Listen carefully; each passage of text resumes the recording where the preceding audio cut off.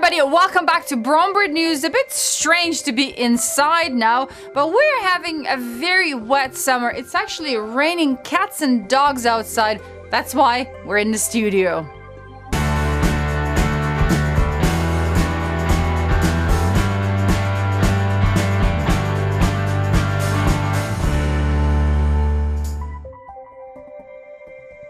Well, with all the rain that we've been having here, I've had to keep an eye on my hummingbird feeders because Nectar has been getting diluted with all the rain. And you know what? Hummingbirds like a very specific proportion of sugar and water. So if they're not happy with your nectar, they'll go somewhere else. So if you're in the same situation as us with lots of rain, please change your nectar on a regular basis, even if it doesn't go bad, but if it gets diluted by rain.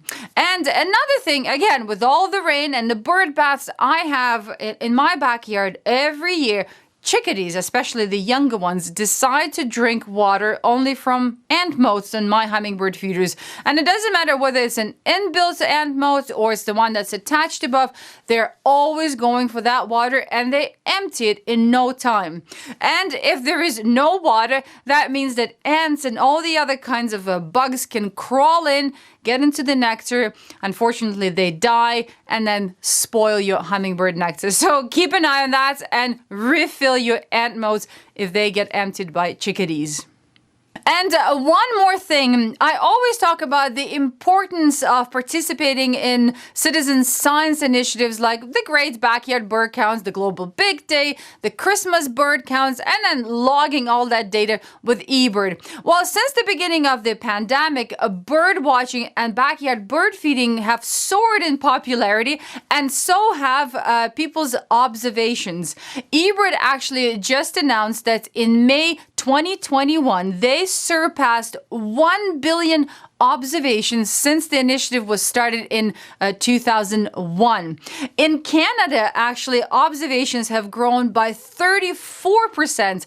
And memberships have grown by 30% in 2019 and 2020. This, of course, gives scientists a huge amount of data to work with and gives them a much better understanding of what's happening in the avian world. So if you've been logging your data with eBird, bravo, congratulations. But if you haven't, please consider joining them and entering all your bird sightings there.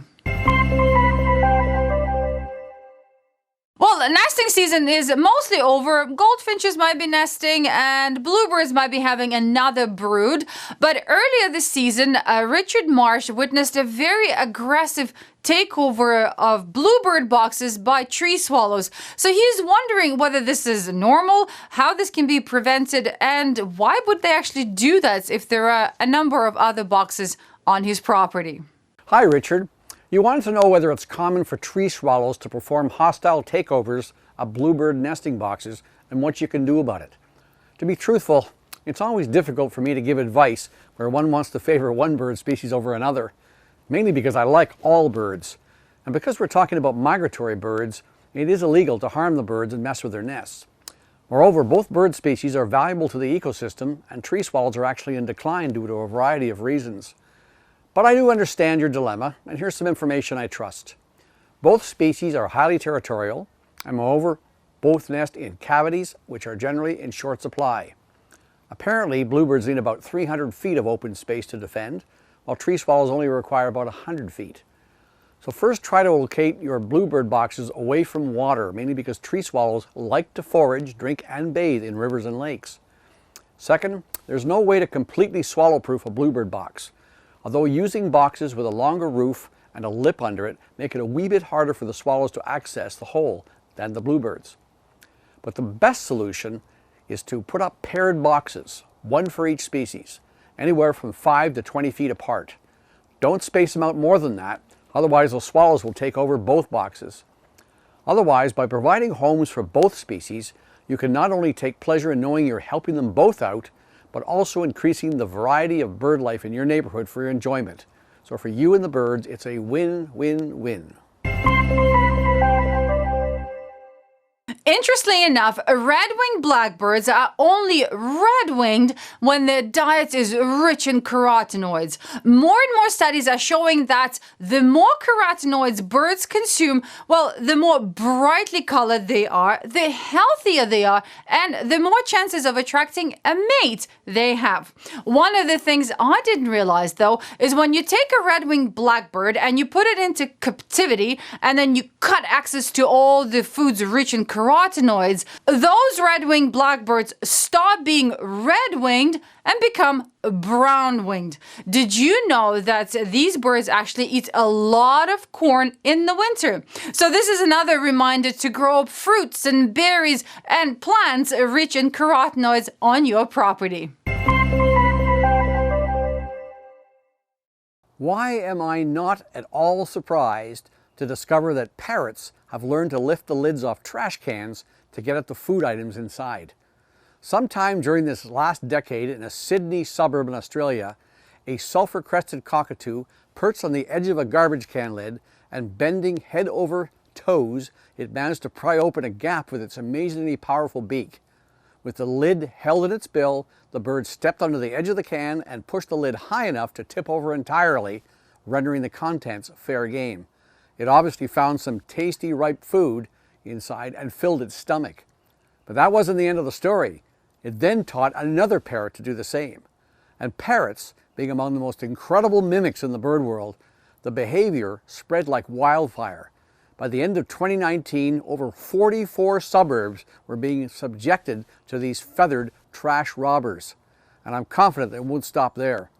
The behavior was actually documented between 2018 and 2019 by a citizen science initiative using video cameras called the Clever Cocky Project. However, the birds were so fast at opening the cans that the cameras often missed the moment. So to get some decent video of the behavior, the researchers had to open a lid, place some bits of bread, and then close the lid right in front of some wild cockatoos.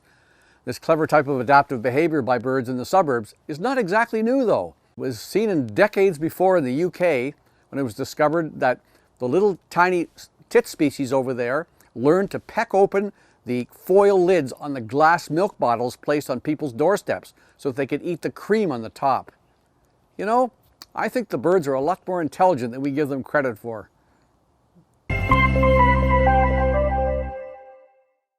2 years ago, U.S. Fish and Wildlife translocated 7 kiwikwius or Maui parrotbills to another island in Hawaii, hoping to stop the bird from going extinct. Well, the experiment was considered a failure because all 7 birds were thought to have died from avian malaria that had been transmitted to them by non-native mosquitoes. But surprise, surprise, one of those birds has just been discovered in the wild and it seems to be doing all right. And another thing that everyone is ecstatic about is that this bird is thought to have been exposed to avian malaria and somehow survived. There are only 150 Maui parrotbills left in Hawaii, so it is absolutely imperative to find a solution to make sure that this bird doesn't go extinct. The tyrant flycatcher family photo contest wasn't as popular, but I was expecting that. So there are 400 species of flycatchers found in the world. Most of them are in South America, and only about 35 of them are found in North America. And of course, in Canada, they only come here to breed in the summer. So you really have to catch them in the summer, and they're not that easy to photograph. The name tyrant was actually used to describe kingbirds' behavior mostly because they become quite tyrannical towards anyone who approaches their nest. And now let's check out the top 5.